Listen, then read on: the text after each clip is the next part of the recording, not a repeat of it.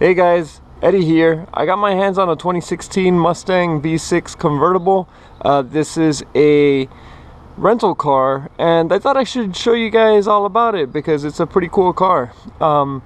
Here's an exterior view and we're gonna go for a little walk here. Just do an exterior tour on it. And this is not the 4-cylinder EcoBoost version, this is the V6. But this was my rental car and I had the joy of driving this car for a couple days. So mostly what I wanted to get into was the interior. So let's just go ahead and take a look.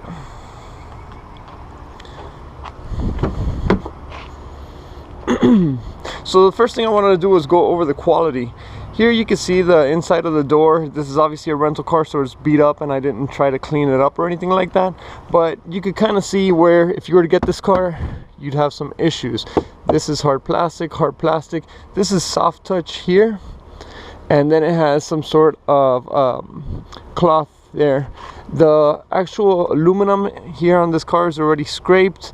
You have your power windows, you have your power mirrors. Unlock and lock, and then to open the door, also a speaker there. On the actual sill of the door here, you have this plastic Mustang component, which I bet it could be upgraded to make it something nicer. One thing that I do not have anything bad to say about whatsoever are these seats. These seats are far superior to those in my WRX. These have power seats. And then it also has, maybe you can see it there, lumbar support. Wow, I cannot say enough about this lumbar support. I just put 1,000 miles on this car just yesterday alone. So let's go ahead and get on in the car. Oh, the steering wheel also telescopes and it also moves up and down.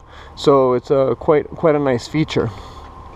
This car is one that has the remote capacity to start it, and in addition to that,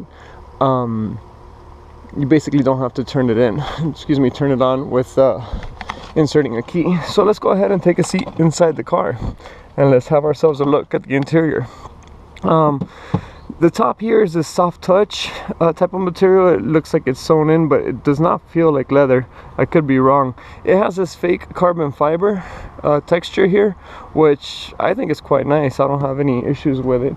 It's not very reflective and it appears more refined than any other plastic. This is hard touch plastic.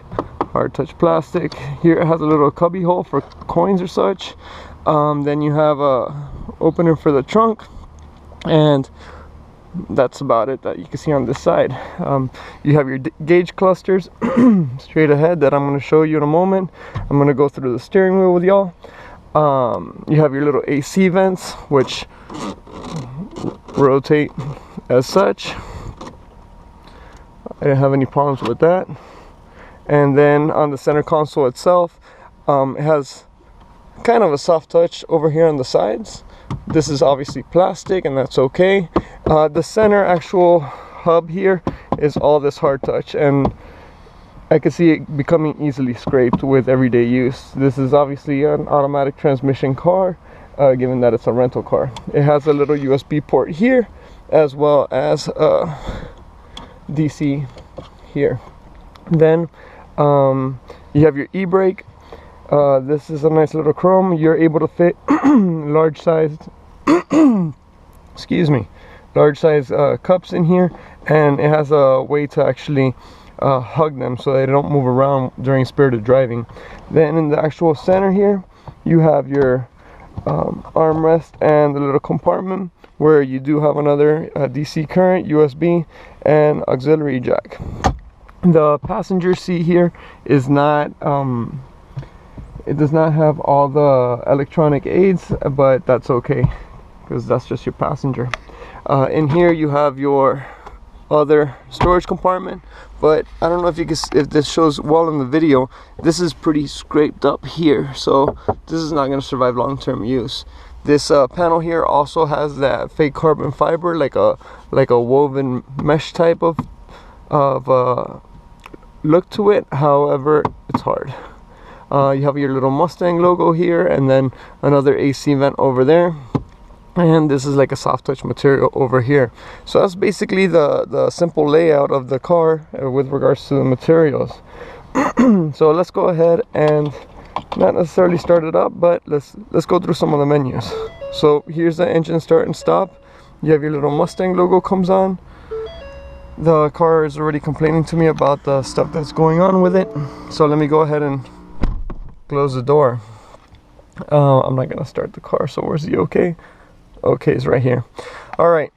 So over here you have your ability to turn on and turn off your lights, your fog lights, and then your different settings for the headlights. And then you could adjust the, I'm gonna go ahead and show you where it is first, to dim the display and to make it brighter. So you can bring it down and bring it back up.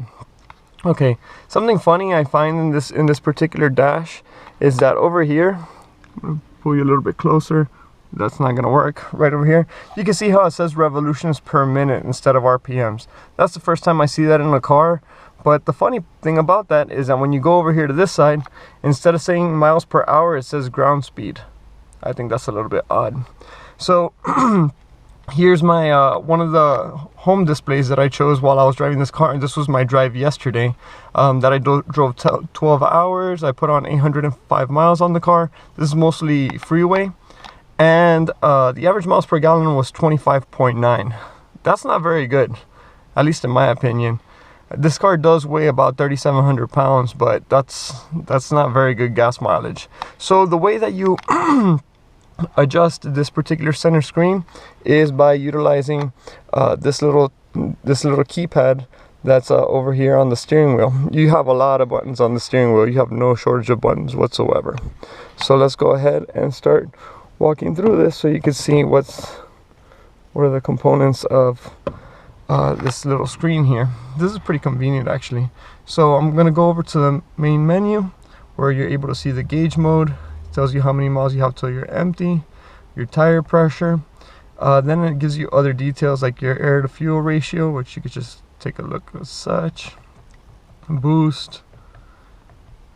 I don't know. I would never end up using any of these little gauges because, excuse me, I'm just not that technical. Oil pressure, oil temperature, transmission, voltage, etc. So that's the gauge mode. Under the trip/fuel mode, you're able to see this trip that I just went on. This one was already on the car from before, so this is 4,000 miles. Average miles per gallon is 23.5. If you're going to rent this car, just know you're going to make a lot of stops for gas. And then your average fuel economy in this car is going 24.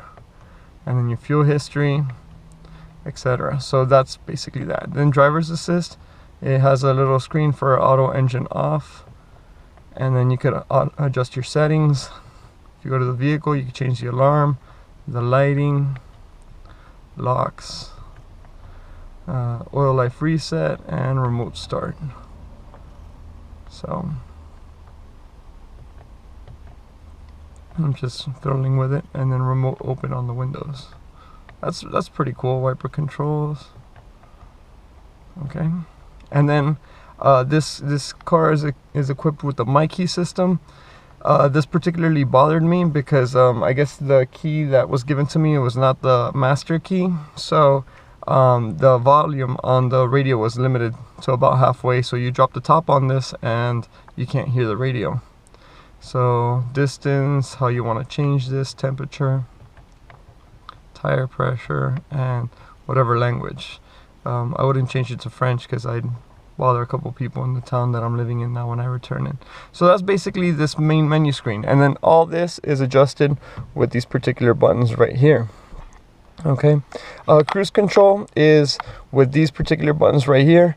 They have a good little tactile sense to it. However, when you're on the actual freeway itself and utilizing it, they get kind of annoying. First of all, I'm used to this being on this side and this being on this side, but this is how Ford set it up, so we'll just go with that. To basically turn on the cruise control, you have to hit this particular button here, and you can't do it by accident. You have to kind of purposefully try to aim your finger and then push it down to get it on. Increase and decrease the velocity to turn it off, and then to resume or cancel. Trying to find these buttons just on the fly is kind of hard without looking at it. I mean, I tend to learn things pretty quickly, but it's not as intuitive as you would think at first. On this side of the steering wheel, you have your Bluetooth stuff, which I did not set up, as this is not my car. And then to adjust the radio stations here and volume up and down, and then you can change your mode. For example, pushing this, I could change it from FM to USB, AM, etc. Okay, this car also does have the paddle shifts back here. I did not find myself using these at all. Wiper settings over here, and turn signal over here. So now moving over to the center console. This has a lot of buttons and appears to be very, very busy. And it kind of is. So then your CD, radio, your media, your phone, different menus that you can basically do your audio settings. I wanted to show you guys something that I thought was interesting here. This particular screen, which also serves as the backup camera, usually has these little, like for example, you see it there, alt store, direct info, and I guess mute. They're supposed to correlate with these 4 buttons, but they do not fall directly onto these buttons. It makes it kind of annoying because, you know, it's not as flush and as pretty as one would want. I never ended up using this keypad over here, and I would love for somebody who has experience with this car to tell me what are the utilizations of it outside of using it for the telephone, because if not, it just takes up space and it makes the dash, at least in my opinion, seem cluttered. Here you could adjust the different sounds, you can mute it, adjust the clock, and that's basically the radio configuration to, I guess, to make a call, to hang it up, which is redundant because it appears to be here as well. Okay, moving down to the AC unit. Basically standard settings. The seats do not have heated controls, and that at times bothered when it was a cooler evening, but whatever, that's fine. That's an option you could pay for. And then your engine start stop button. You have your basic shifter here. I wanted to show you guys also how to unlatch the convertible component of this, which is this particular latch up here. And you go ahead, you pull it down, and then you twist it open to unleash it, and then you hit this button, and you can basically watch it go ahead and stow behind you. Pretty cool. The back seats are not very useful, but they do look pretty cool. And then we're gonna go ahead and stow it back up.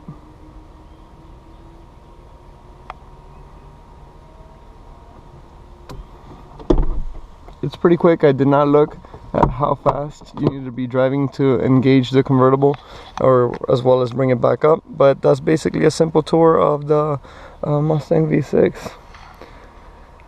I shall be returning this car today. It drives like a barge, but it is what it is. So if you have any questions or comments, just let me know and I'll be happy to answer for them. Thanks for subscribing and thanks for viewing this page. Hope you all take care, and if you have to rent this car, hopefully they have a 4-cylinder in stock. Alright guys, take care.